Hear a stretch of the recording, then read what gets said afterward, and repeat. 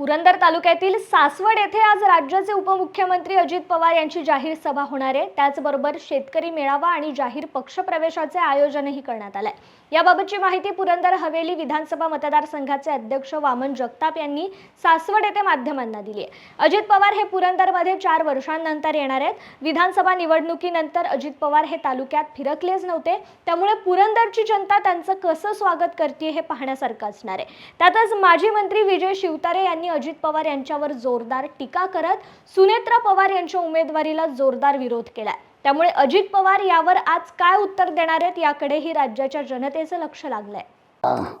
राज्याचे उपमुख्यमंत्री जिल्ह्याचे पालकमंत्री आदरणीय अजितदादा पवार यांच्या सासवड येथे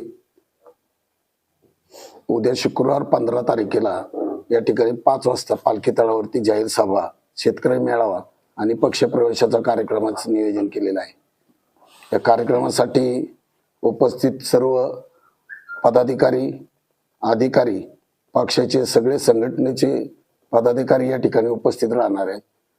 प्रत्येक तालुक्यामधल्या खेडेगावातील सर्व महिला व पुरुष मंडळी या ठिकाणी, युवक युवती सर्वच कार्यकर्त्यांना या ठिकाणी निमंत्रण दिले।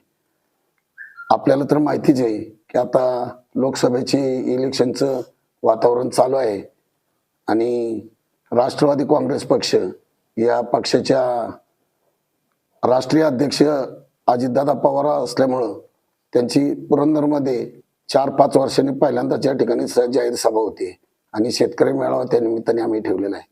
या सभेसाठी मी आपल्या सर्वांना या ठिकाणी निमंत्रित करतो।